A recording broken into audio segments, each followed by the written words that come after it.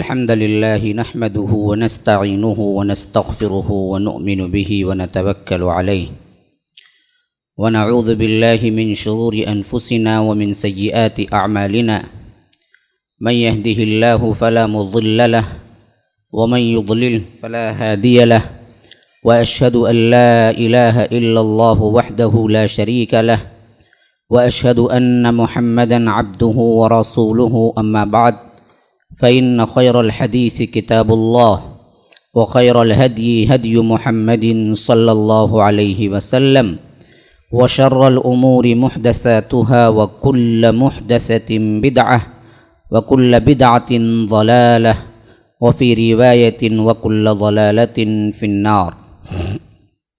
فأعوذ بالله من الشيطان الرجيم. بسم الله الرحمن الرحيم. يا أيها الذين آمنوا أوفوا بالعقود أحلت لكم بهيمة الأنعام إلا ما يتلى عليكم غير محل الصيد وأنتم حرم إن الله يحكم ما يريد. اللهم أرنا الحق حقا وارزقنا اتباعه وأرنا الباطل باطلا وارزقنا اجتنابه. اللهم علمنا ما ينفعنا وانفعنا بما علمتنا وارزقنا علما.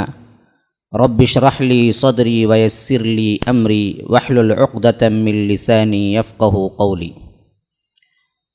برادران اسلام، واجب الاحترام بزرگوں، دوستوں اور عزیز ساتھیوں، لائق احترام ماؤں اور بہنوں، آج جس سورے کا آغاز ہم کر رہے ہیں یہ ترتیب مصحف کے لحاظ سے 5ویں سورت ہے اور اس کا نام سورۃ المائدہ ہے۔ 18ویں رکوع میں اسی سورت کے اللہ تبارک و تعالی نے اس لفظ کو استعمال کیا ہے، اس سے نام پڑ گیا ہے ان ينزل علینا مائدۃ من السماء۔ مائدہ اصل میں دسترخوان کو کہتے ہیں۔ یہ ایک واقعہ ہے کہ حضرت عیسیٰ علیہ السلام کے حواریین کا، کہ انہوں نے ایک مرتبہ اپنے رسول سے ایسے ہی سوال کیا تھا کہ کیا تمہارا رب اس بات پر قادر ہے کہ اپنی ہم آنکھوں سے دیکھنا چاہتے ہیں کہ آسمان سے ایک دسترخوان اترے؟ اور بعض روایتوں میں اس کے تفصیلات بھی بیان ہوئے ہیں کہ اس میں مچھلی ہو، روٹی ہو، تلی ہوئی تندوری ہو، یہ سب چیزیں بھی ساتھ میں ہوں، اور اس کو میں اپنے آنکھوں سے بھی دیکھوں کہ وہ آسمان سے اترتے ہوئے آئے ہمارے پاس، اور اس میں سے ہم کھائیں، ہماری خواہش ہے، کیا اس پر قادر ہے؟ گویا کہ ایک طرح کی خواہش بھی تھی اور یہ ایک طرح کی ایمان کے ضعف کا معاملہ بھی تھا۔ تو حضرت عیسیٰ نے کہا کہ اللہ تبارک و تعالیٰ کے لیے یہ کوئی بڑی بات نہیں ہے اور مشکل بات نہیں ہے، لمحے کے 1000ویں حصے میں وہ تمہارے لیے خوان اتروا سکتا ہے۔ تم ابھی بھی شک میں ہو یا اللہ کی حاکمیت اور قدرت کو نہیں سمجھے ہو، تو اللہ کے لیے کوئی بڑی بات نہیں ہے، وہ اتار دے گا۔ میں دعا کر دیتا ہوں تو اللہ تبارک و تعالیٰ اتار سکتا ہے، بالکل اس کے لیے ایک معمولی سی بات ہے۔ لیکن تم یاد رکھو، اگر اس کے جواب میں خوان اتر گیا اور تم نے اسے اپنی آنکھوں سے دیکھ لیا، پھر اس کے بعد تم نے کفر اختیار کیا، اللہ کا انکار اختیار کیا، تو یاد رکھو ایسی سزا اللہ تمہیں دے گا کہ کائنات میں کسی اور بندوں کو وہ سزا نہیں ملے گی۔ هل يستطيع ان ينزل علينا مائدة من السماء تكون لنا عيدا لأولنا وآخرنا وآية منك وارزقنا وأنت خير الرازقين قال الله إني منزلها عليكم فمن يكفر بعد منكم فإني أعذبه عذابا لا أعذبه أحدا من العالمين۔ اللہ نے جواب میں کہا کہ ہاں میں منزل کر دیتا ہوں، اتار دیتا ہوں، لیکن اس کے بعد کوئی کفر کریں گے تم میں سے تو میں ان کو ایسا عذاب دوں گا، اس طرح کا عذاب کائنات میں کسی اور لوگوں کو میں نے نہیں دیا ہوگا۔ تو اب یہ فرمانا تھا تو حواریین رک گئے۔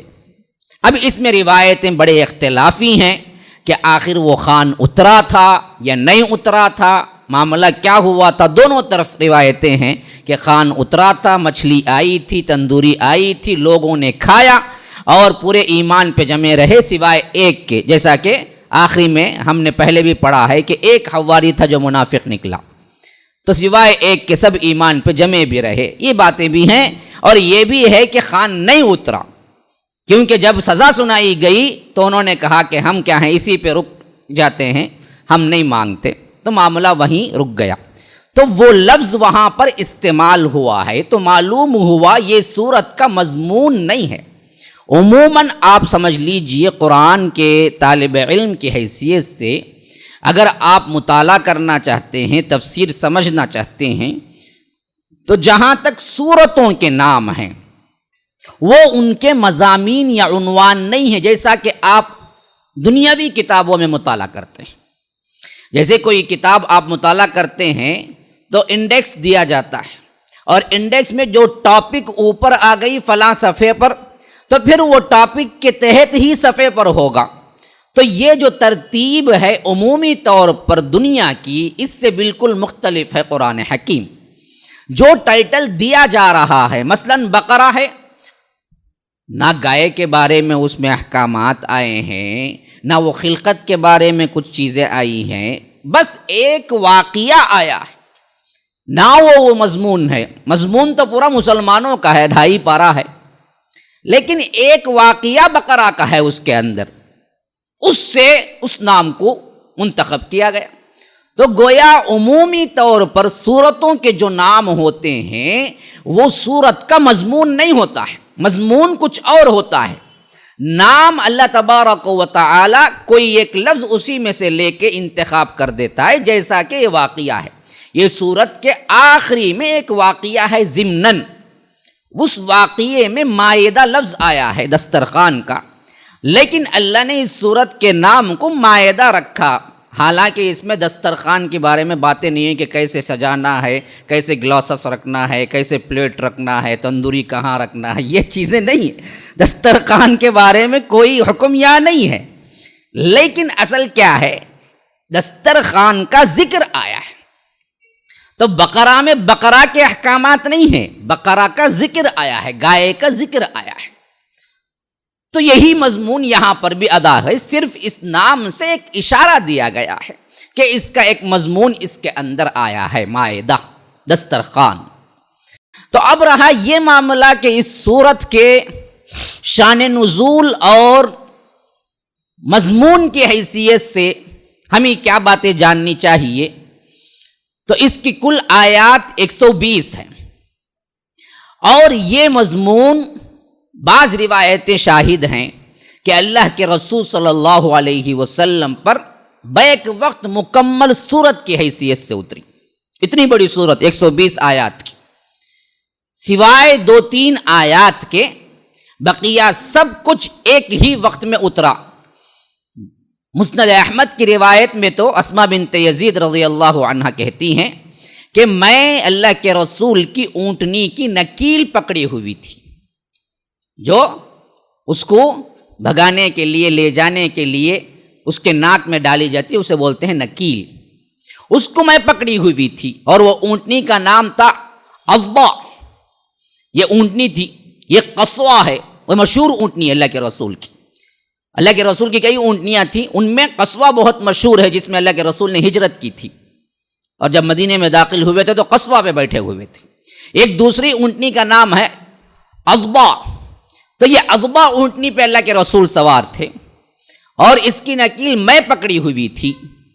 تو اس وقت سورہ مائدہ کا نزول شروع ہوا، اور اللہ کے رسول صلی اللہ علیہ وسلم جب اس پر بیٹھے ہوئے تھے اور سورت کی آیتیں طویل ہوتی جا رہی تھی، تو اونٹنی کی یہ حالت ہو گئی کہ اس کی کمر بالکل مولڈ ہو رہی تھی، اور اس کی گردن ٹیڑھی ہو رہی تھی، بوجھ کی وجہ سے وہ کھڑنے کی سکت میں بھی نہیں تھی، چلنے کی سکت میں بھی نہیں تھی۔ بعض روایات میں یہ بھی آیا ہے کہ اللہ کے رسول اونٹنی کی تکلیف دے کے اونٹنی سے اتر گئے اور پتھر پہ بیٹھ گئے، کیونکہ وحی بہت ثقیل چیز ہے، بہت وزنی اور بھاری ہے۔ یہ صرف محمد الرسول اللہ صلی اللہ علیہ وسلم کا حوصلہ اور اللہ تبارک و تعالی نے انہیں عطا کیا تھا کہ اس وحی کو سنبھال سکے۔ ان کا دل ہے جس نے اس کو سنبھالا ہے۔ اگر عام آدمی پہ وحی کا ایک ٹکڑا بھی نازل ہوتا تو ریزہ ریزہ ہو جاتا، پارا پارا ہو جاتا ہو۔ اس لیے اللہ تبارک و تعالی نے کہا کہ اگر ہم اس کو پہاڑ پر بھی اتار دیتے ہیں، علی جبل، ہوتا کیا؟ لَرَأَيْتَهُ خَاشِعًا مُتَصَدِّعًا مِّن خَشْيَةِ اللَّهِ، تم دیکھتے کہ اللہ کی خشیت سے وہ ریزہ ریزہ ہو جاتا پہاڑ۔ تو معلوم ہوا محمد الرسول اللہ کو جو بعض بدبخت پوسٹ مین سمجھتے ہیں، قرآن لا کے دے کے چلے گئے، اب اپنی منمانی سے تعویلیں کرتے رہو، اہل قرآن جو ہیں۔ اور بعض جو ہم میں سے بعض سمجھتے ہیں کہ کیا جی اللہ کے رسول صلی اللہ علیہ وسلم کیا ہیں سوائے نبی کے، کچھ کیا ہیں، تو بے احترامی کے جو الفاظ استعمال کرتے ہیں، معلوم ہوا معمولی بات نہیں ہے۔ ہم جیسے کا مطلب ہم جیسے کا نہیں ہے، وہاں پر اللہ کے رسول صلی اللہ علیہ وسلم بشر ہیں، لیکن بشر میں سب سے افضل ہے، ان کا دل پہاڑوں سے بھی زیادہ سخت تھا۔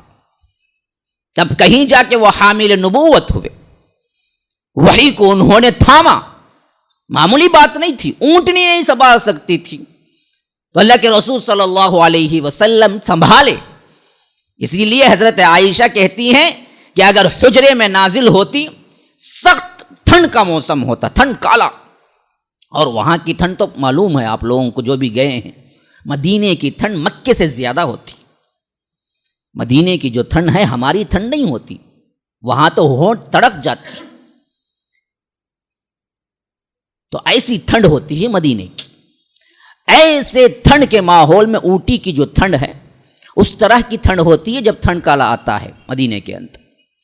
تو اللہ کے رسول صلی اللہ علیہ وسلم کے بارے میں حضرت عائشہ کہتی ہیں کہ ایسے ٹھنڈ کالے میں، ٹھنڈ کے موسم میں دیکھا کرتی تھی کہ اللہ کے رسول کے پیشانی مبارک پر وحی جب نازل ہوتی تو پسینہ آ جاتا تھا۔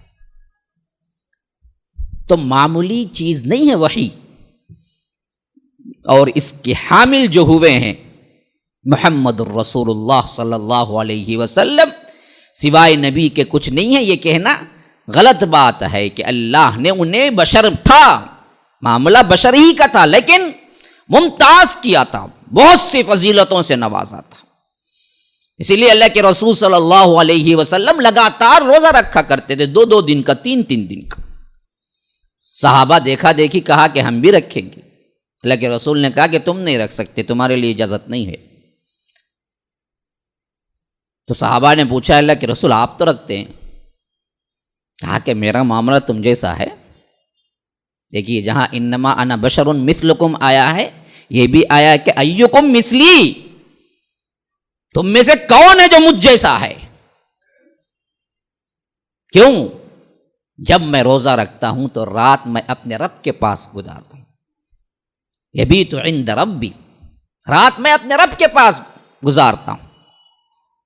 وَيُطْعِمُنِي وَيَسْقِينِي، وہ مجھے کھلاتا پلاتا ہے۔ رات کا روزہ رکھے اللہ کے رسول، ہم ہی دن کا روزہ رکھنے کا حکم دیا۔ لیکن صحابہ جب کہے کہ ہم بھی رکھیں گے تو اللہ کے رسول نے کہا تم میں سے کون ہے مجھ جیسا؟ میں تو رب کے پاس رات گزارتا ہوں۔ یبیت عند ربی وَيُطْعِمُنِي وَيَسْقِينِي، وہ مجھے کھلاتا پلاتا ہے۔ تو یہ معمولی بات نہیں ہے، فضیلتیں وہ اپنی جگہ ہے۔ ہاں اس کو اٹھا کے کیا کر دینا ہے، نور بنا دینا یا اللہ کی الہیت میں شامل کر دینا، یہ بالکل مختلف چیز ہے جو اللہ کے رسول نے روک دیا، ورنہ تو فضیلتیں بہت اعتبار سے ممتاز ہیں۔ تو غرض کے میں بتا رہا تھا شان نزول کے اعتبار سے یہ ایسی صورت ہے جو ایک مکمل طور پر نازل ہوئی سوائے چند آیات کے، یہ بعد میں نازل ہوئی ہیں اور اس صورت کے مضامین کے حساب سے جوڑ دیا گیا ہے۔ لیکن پڑھنے والے کو ایسا محسوس ہوتا ہے کہ اس کے اندر کوئی خلا نہیں ہے، اوپر نیچے نہیں ہے، یہ قرآن کا اعجاز ہے۔ اور اسی وجہ سے یہ ترتیب جو ہم دیکھتے ہیں، یہ ترتیب اللہ تبارک و تعالی کے وحی کے ذریعے کی گئی ترتیب ہے، اس میں بھی انسانی دخل نہیں ہے، کیونکہ نزول کے اعتبار سے یہ سورہ فتح کے بعد نازل ہوئی، اور آپ کو معلوم ہونا چاہیے فتح آخری پاروں میں ہے، حامیم میں ہے، 26ویں پارے میں، اور یہ یہاں ہے 6 پارے میں، 20 پاروں کا فاصلہ ہے، لیکن ترتیب میں نزول کے اعتبار سے فتح کے بعد سورہ مائدہ ہے۔ زمانے نزول کے اعتبار سے یہ سمجھ لیجئے کہ اللہ کے رسول صلی اللہ علیہ وسلم ذی القعدہ 6 ہجری میں 1400 اصحاب کو لے کر عمرہ ادا کرنے کے لیے مدینہ منورہ سے نکلی۔ جب سے آئے تھے تب سے اللہ کے رسول صلی اللہ علیہ وسلم کعبے کو نہیں دیکھا تھا، صحابہ نے نہیں دیکھا تھا۔ تقریباً 1 ہجری سے 6 ہجری 6 سال ہو گئے تھے۔ آپ لوگوں کو معلوم ہونا چاہیے، میں ہمیشہ مثال دیا کرتا ہوں، جو لوگ کعبۃ اللہ کو دیکھے ہی نہیں ہیں، ایک مرتبہ بھی عمرے کو نہیں گئے ہیں یا حج کو نہیں گئے ہیں، دیکھے ہی نہیں ہیں، ان کا اشتیاق دیکھنے کی تمنا کم ہوتی ہے بنسبت ان لوگوں کے جو ایک مرتبہ دیکھ چکے ہیں۔ جب ایک مرتبہ دیکھ کے واپس آتا ہے بندہ تو اس کے اندر اشتیاق بڑھ جاتا ہے، وہ سوچتا ہے کہ پھر موقع ملے تو میں جاؤں، تو کعبۃ اللہ کو دیکھوں، وہ منظر کو دیکھوں۔ تو نہ دیکھنے والے سے زیادہ دیکھنے والے کو کیا ہے، زیادہ خواہش ہوتی ہے۔ اب آپ اس حیثیت سے تصور کریں، جن کی زندگیاں کعبۃ اللہ کے آس پاس گزری ہوں، اور صبح سے لے کر شام تک جن کی محفلیں اور نمازیں کعبۃ اللہ اور حتیم کے اندر ہوئی ہوں اللہ کے رسول اور صحابہ کی، اب یہ بدبخت قریش روکے ہوئے ہیں، 6 سال سے کعبے کو نہیں دیکھا ہے، اور بڑی تمنا سے 6 سال بعد 1400 اصحاب کے ساتھ اللہ کے رسول آئے ہوں مکے کی طرف، اور یہ لوگ روک دیے قریش، تو کیا حال ہوا ہوگا؟ دیکھنے کی تمنا میں آئے، 6 سال کا عرصہ ہے، بڑی امیدیں لے کے آئے کہ اب عمرہ کریں گے کم از کم، لیکن قریش اس وقت متولی تھے وہاں کے، انہوں نے کہا کہ نہیں جی نہیں کر سکتے۔ اللہ کے رسول نے 12 سمجھایا، بہت سی دلیلیں دی، دیکھو جی ہم جنگ کے لیے نہیں آئے، ہم تلواریں لے کے آئے ہیں، صرف نہ جنگ کا کوئی ہتھیار ہے، نہ تیر ہے، نہ کوئی اور ارادہ ہے، تم کہو تو ہم ہدی کے جانور بھی بتلاتے ہیں جو ہم کیا ہے قربان گاہ میں قربان کرنے کے لیے لائیں مینا میں۔ انہوں نے کہا کہ کچھ بھی ہو جائے ہم تو نہیں دیں گے اجازت۔ تو آخر کار طے یہ پایا کہ اس سال اجازت تو نہیں دی جائے گی، اگلے سال آپ کو 3 دن کے لیے اجازت دی جائے گی کہ آپ آئیں، 3 دن کے اندر اندر عمرہ ادا کر کے اپنے ساتھیوں سے نکل جائیں، اور اس میں ہم 3 دن کے لیے مکہ خالی کر کے آپ کے حوالے کر دیں گے سن 7 ہجری میں۔ تو اللہ کے رسول پلٹ گئے، 6 میں پلٹ گئے، اور بظاہر صحابہ کو بہت رنج ہوا، ملال ہوا، اور محسوس ایسے ہو رہا تھا گویا کہ ہمیں کیا ہے، شکست ہو گئی، ہار ہو گئی۔ حضرت عمر تو اتنے غصے میں آئے کہ وہ ہمیشہ بعد میں ملال کرتے تھے کہ میں نے رسول سے اس معاملے میں گستاخانہ بات کر دی۔ اللہ کے رسول سے جا کے پوچھا، اللہ کے رسول ہم حق پہ نہیں ہیں؟ لیکن رسول نے کہا کہ ہاں حق پہ ہو۔ کیا آپ سچے نبی نہیں ہیں؟ کہا کہ ہاں میں سچے نبی۔ کیا آپ نے خواب نہیں دیکھا کہ ہم طواف کر رہے تھے؟ ہاں میں نے خواب دیکھا۔ اللہ کے رسول نے خواب دیکھا تھا، اسی بنیاد پہ نکلے تھے، اور نبی کا خواب سچا ہوتا ہے۔ تو حضرت عمر نے کہا پھر واپس کیوں پلٹے؟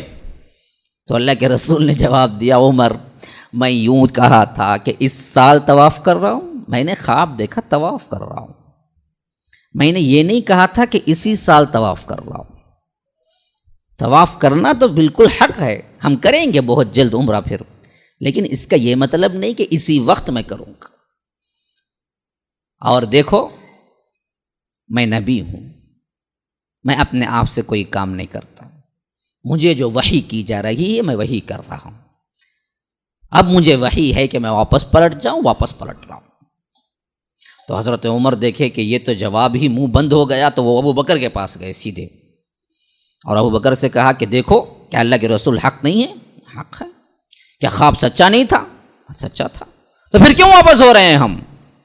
تو ابو بکر نے کہا کہ کہیں اللہ کے رسول نے یہ بھی کہا تھا کہ اسی سال کر رہے ہیں؟ وہی جواب دیا۔ یہ اللہ کے رسول اور حضرت ابو بکر کی اندر کی ہم آہنگی ہے، دوست، یہ دوستی کے وہ اصول ہیں جو ہمیں بڑے ہی نکھر کے سامنے آتے، کتنے دلی جذبات ملتے ہیں۔ دیکھیے وہی جواب بغیر سنے، اللہ کے رسول نے ان کو کیا جواب دیا تھا پتہ نہیں تھا ابو بکر کو رضی اللہ عنہ، لیکن انہوں نے وہی بات کہی، اور اس کے بعد کہا کہ عمر جلدی نہ کرو، وہ رسول ہیں، وہ وہی کام کرتے ہیں جو اللہ انہیں کہتا ہے۔ وہی جواب بعینی۔ تو حضرت عمر خاموش ہو گئے، لیکن دل میں ملال تھا۔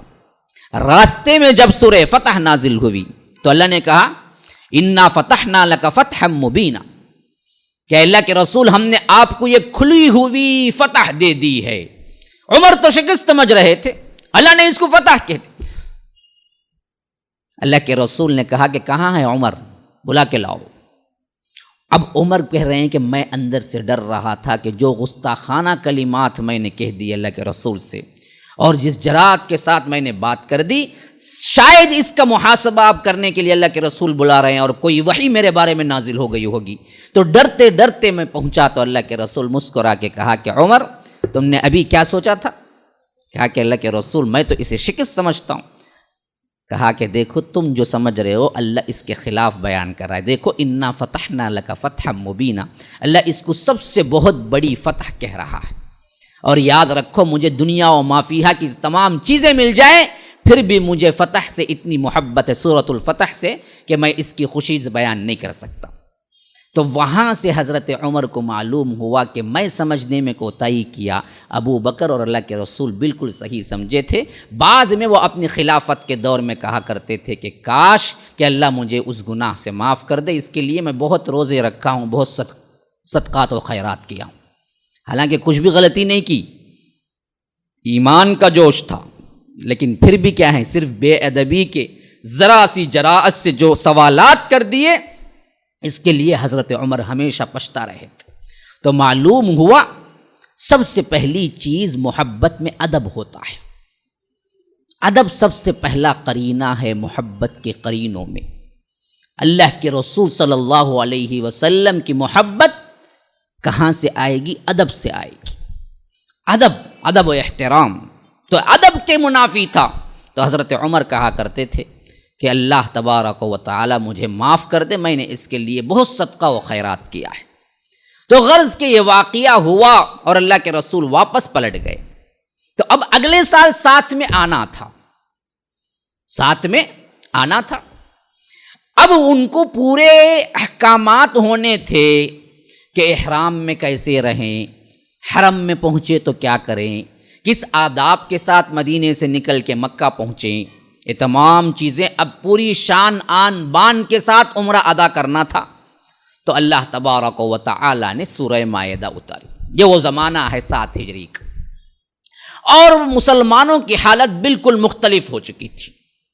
بقرہ اور نساء یا آل عمران اترتے وقت کا زمانہ اور مائدہ کے اترتے وقت کے زمانے میں تقریباً 3 سال کا ڈیفرنٹ تھا، اور یہ 3 سال کے ڈیفرنٹ کے اندر بہت سی چیزیں مکمل تبدیل ہو گئی تھی۔ آپ وہ خاکہ کی بھی سامنے لائیں، میں آپ کو ایک خاکہ اس کا بھی دے رہا ہوں تاکہ بات سمجھنے میں آسانی ہو۔ تو شروع مدینے کے سال 1، 2، 3، 4، 5 ہجری تک مسلمان وہ رہے جو بہت کم تعداد میں تھے، اور ہمیشہ یہ دھڑکا لگا ہوا تھا کہ کہیں کوئی حملہ نہ کر دے اور مسلمانوں کو مٹا کر نہ رکھ دے۔ احد میں کیا ہوا؟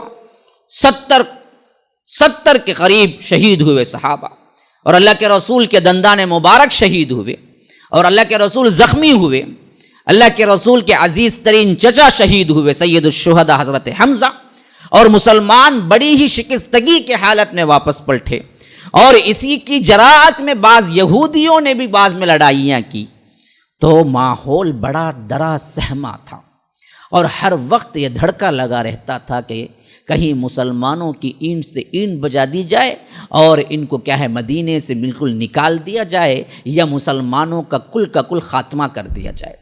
اور عرب کے لوگ اور باہر کے لوگ بھی بظاہر بڑھتی ہوئی طاقت کے اندر سے یہ سوچ رہے تھے ہو ایک نہ ایک دن ہم ان کو ختم کر ڈالیں گے، یہ آگے نہیں بڑھ سکیں گے، ہم کسی نہ کسی طرح ان کو نیست و نابود کر کے اسلام کو دنیا سے مٹا دیں گے، یہ ان کی سوچ تھی۔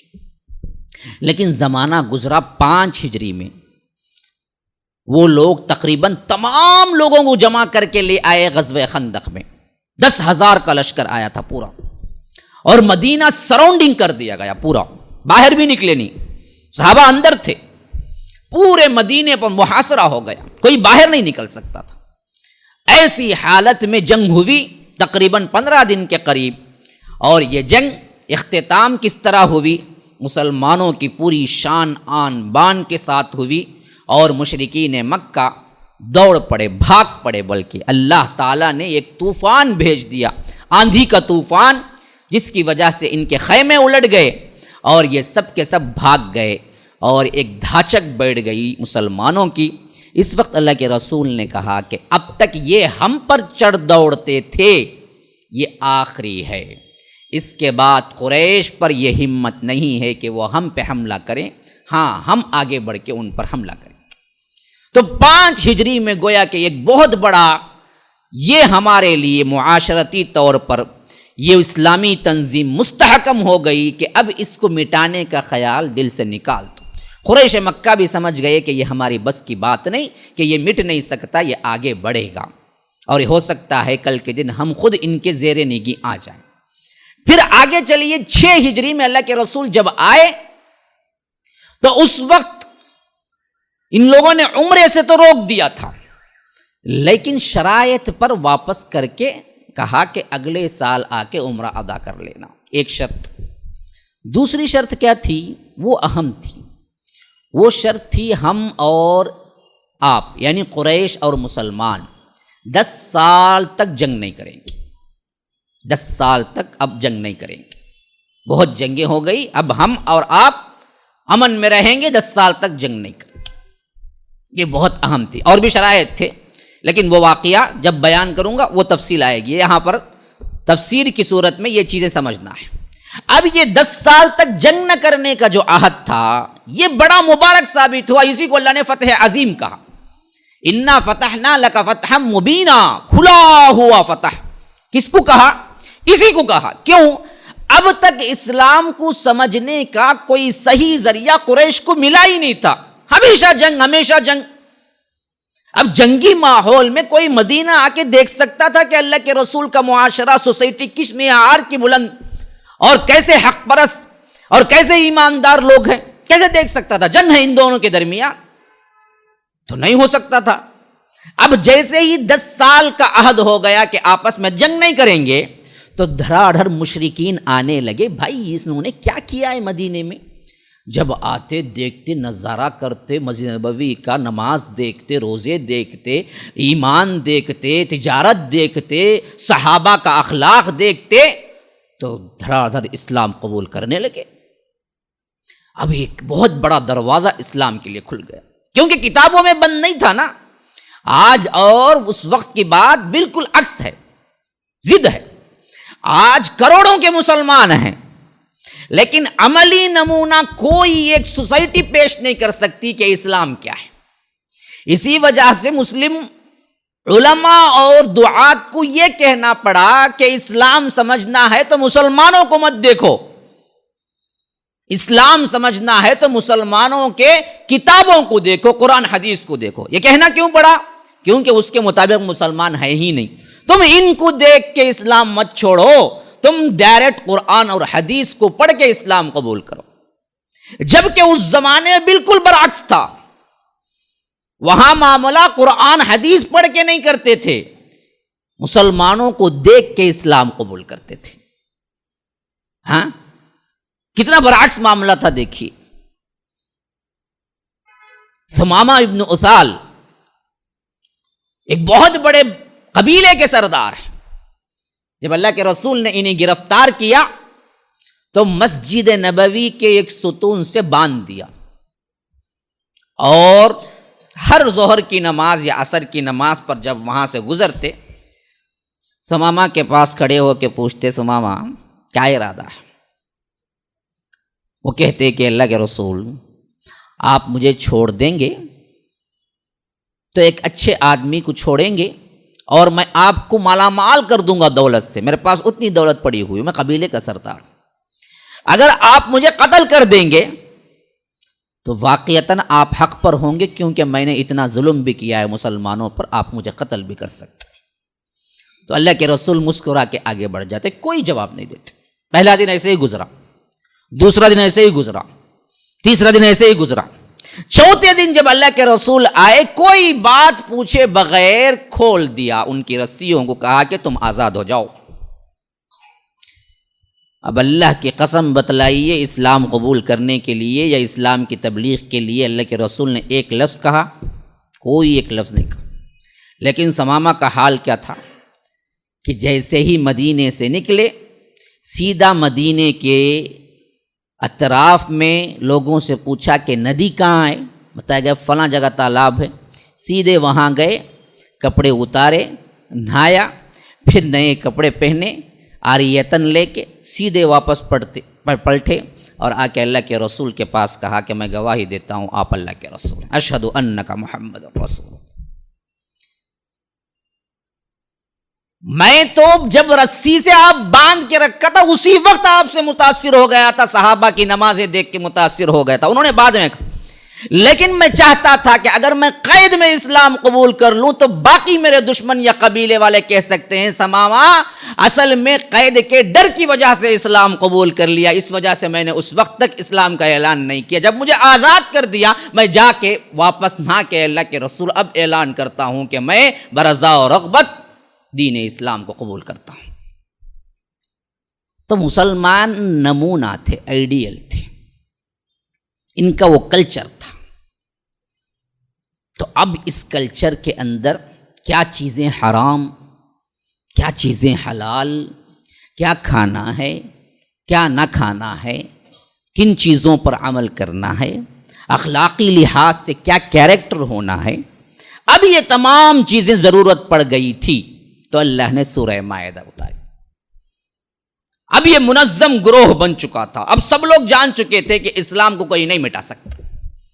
ابھی ایک مسلم سوسائٹی پوری دنیا سے مختلف بن رہی ہے، جن کے اصول، احکامات، کھانے پینے کی چیزیں بالکل ڈیفرنٹ ہیں، کسی اصول پر دنیا کے مبنی نہیں ہے، رب العالمین ڈائریکٹ انہیں دے رہا ہے۔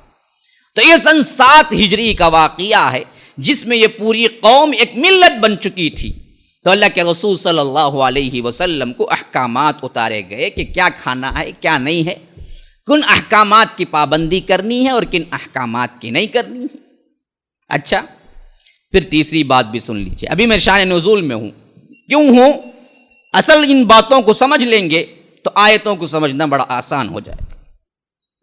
جو صلح حدیبیہ ہوئی تھی، اس میں ایک بات یہ بھی تھی کہ اگر ہمارا کوئی مسلمان ہو کہ تم پہ آ جائے مدینہ، تمہیں واپس کرنا ہوگا، اور تمہارا کوئی مرتد ہو کہ ہمارے پاس آ جائے تو ہم واپس نہیں کریں گے۔ بالکل الٹی گنگا، بالکل الٹا فیصلہ تھا۔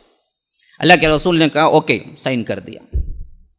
حضرت عمر تو طیش میں آ گئے، یہ کیسی ناانصافی ہے، ان کا آئے کوئی مسلمان ہو کے ہم کو واپس کرنا ہے، ہمارا کوئی مرتد ہو کے واپس جائے تو ہم واپس نہیں کریں گے۔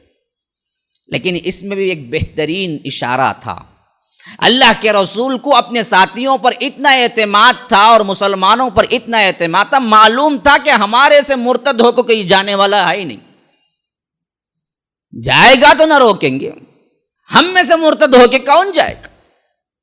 ہاں، یہ خلق تھا کہ جو ضعیف مسلمان مکے میں قید ہیں، یہ اگر بھاگ کے بھی آ جائیں گے تو ہم کو واپس کرنا پڑے گا۔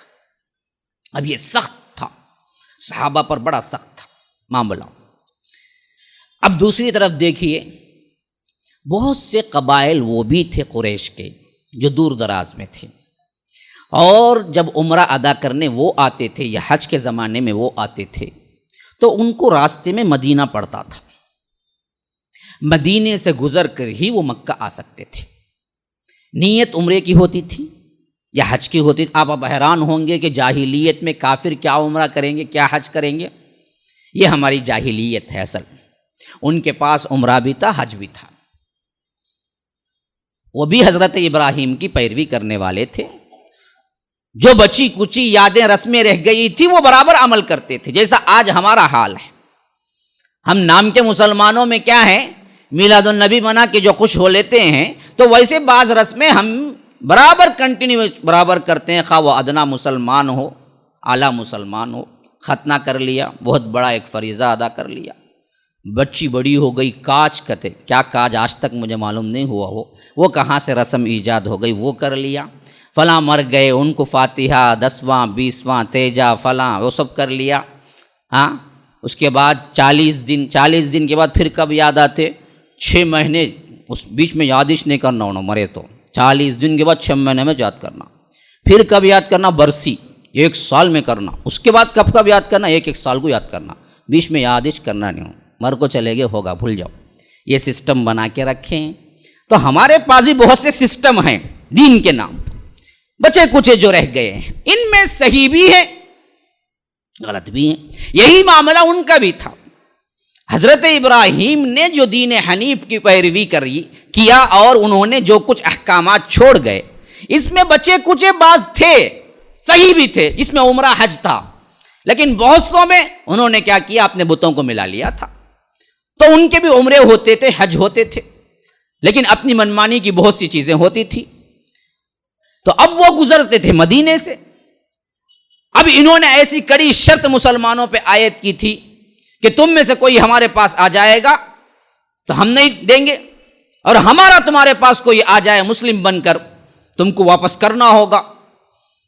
تو ایسی حالت میں بہت سے صحابہ کا خیال جا سکتا تھا، اچھا تم یہ ساتھ کرتے ہو ہمارے سلوک، ہم یہ کریں گے کہ تمہارے جو قافلے مکے کو آئیں گے حج یا عمرہ کے لیے، ہم ان کو پکڑ لیں گے،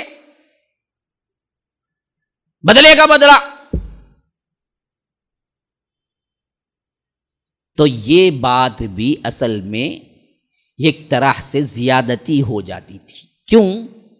کوئی انسان نیکی میں رکاوٹ بنے تو ہم اس کی نیکی میں رکاوٹ نہیں بن سکتے،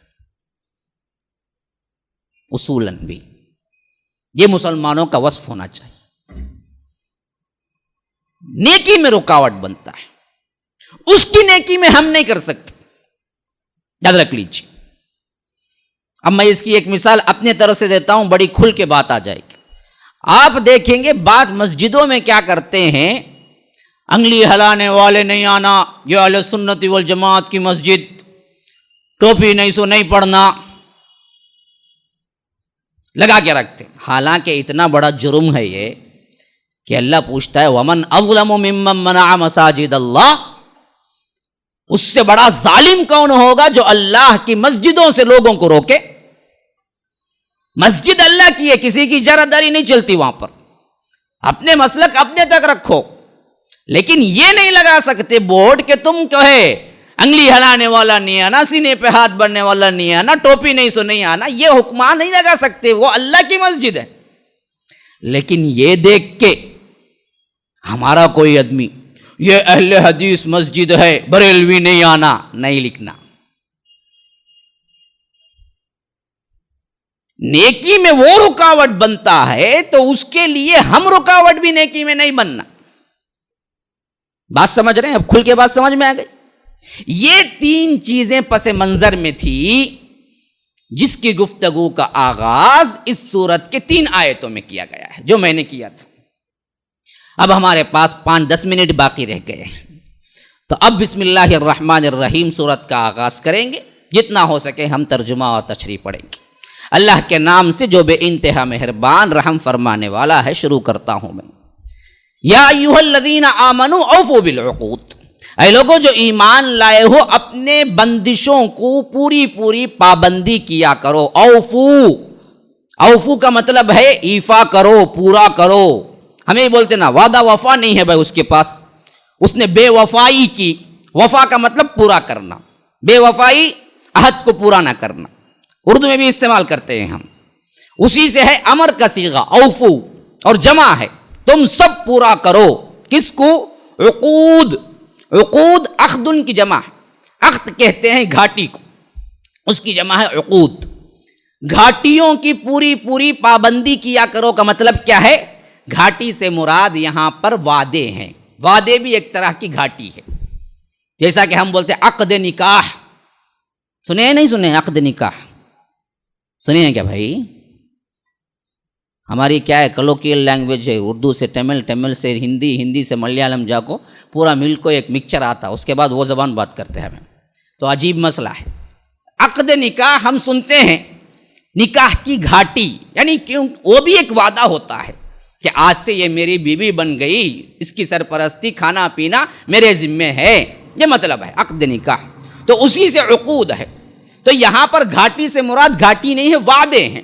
تو فرمایا کہ اوفو بالعقود، کہ تم اپنے وعدوں کی پاسداری کیا کرو. ابھی اس میں تمام معاملات کے وعدے آ گئے. لوگوں سے کرنے کے وعدے، اللہ سے کیے ہوئے وعدے، مسلمانوں سے مسلمانوں کے وعدے، مسلمانوں کے غیر مسلموں سے وعدے، دشمن کے کیے ہوئے وعدے، دوست کے کیے ہوئے وعدے، ہر ایک وعدہ شامل ہے. مسلمان کا خاصہ یہ ہے کہ وعدہ کر لیا ہے تو اس کو نہیں توڑنا ہے، اس کو پورا کرو، خواہ وہ تمہارے خلاف ہی کیوں نہ پڑے. اور دوسری حدیث میں تو اللہ کے رسول نے فرمایا کہ منافق کی نشانی ہے وَإِذَا عَاهَدَ غَدَرَ، عہد کرتا ہے تو توڑ دیتا ہے. تو بے وفائی کرنا، وعدہ خلافی کرنا، یہ منافق کی صفت ہے، مسلمانوں کی نہیں ہے. مسلمان ہو تو وعدہ وفائی کرنا. تو سب سے پہلی اب پس منظر میں وہ بات رکھی ہے کہ صلح حدیبیہ میں وعدے ہوئے ہیں، بہت سے وعدے دونوں طرفہ، 10 سال جنگ نہیں کریں گے، وعدہ وفائی کرو. دوسری بات کیا ہے؟ تم میں کا کوئی انسان آ جائے تو ہم واپس کریں گے، ہمارے میں کا کوئی تمہارے پاس آ جائے گا تو تم واپس. بظاہر ظلم، پھر بھی وعدہ پورا کرو، کیونکہ وعدہ کر لے، سائن ہو گئی ہے، اب وعدہ وفائی کرنا ہے تمہیں. تو پس منظر میں حدیبیہ رکھ لیجئے، پھر آیتیں پڑھیے، بات بڑی سمجھ واضح ہو جائے گی. اوفو بالعقود، اپنے بندشوں کی، اپنے وعدوں کی پوری ایمانداری کے ساتھ وفائی کرو.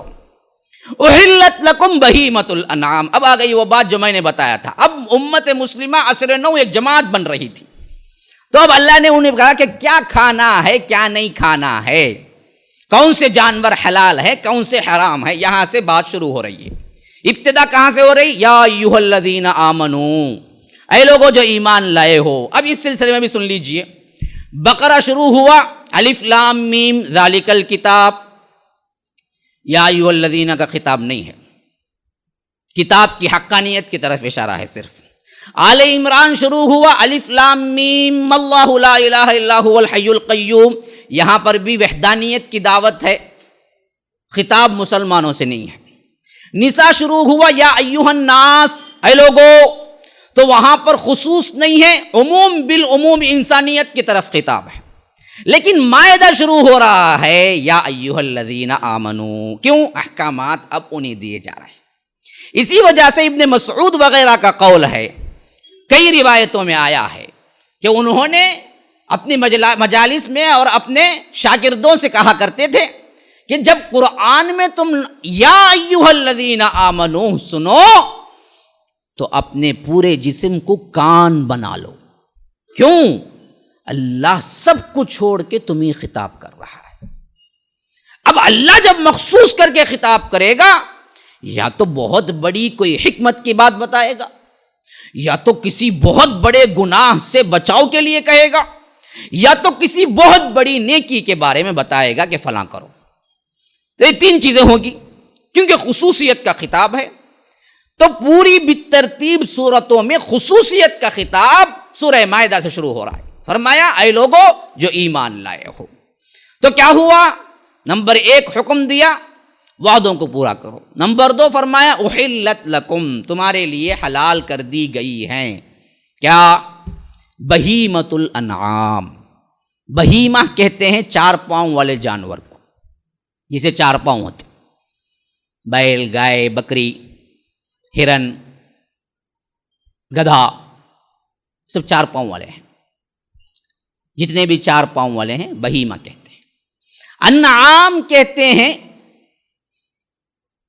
चरने वाले वो जानवर जिसमें ऊंट भी शामिल है।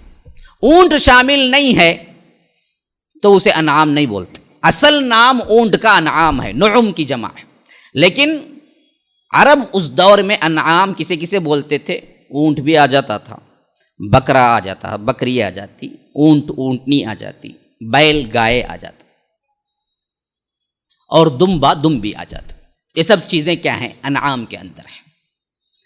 तो चौपायों में से अनाम के जानवर तुम्हारे लिए हलाल कर दिए गए हैं। चरने वाले जानवरों में से अनाम के जो जानवर हैं वो तुम्हारे लिए हलाल कर दिए गए हैं। अब ये कौन से जानवर हैं? वही जानवर हैं जो मैं अब बतलाया हूं। इसकी तफसील क्या है अल्लाह तबारक व तआला ने बाद में बयान की है, आगे चलकर बयान की है सूरह अनआम में। ये मायदा है, अनआम में बयान की कि तुम्हारे वास्ते क्या है?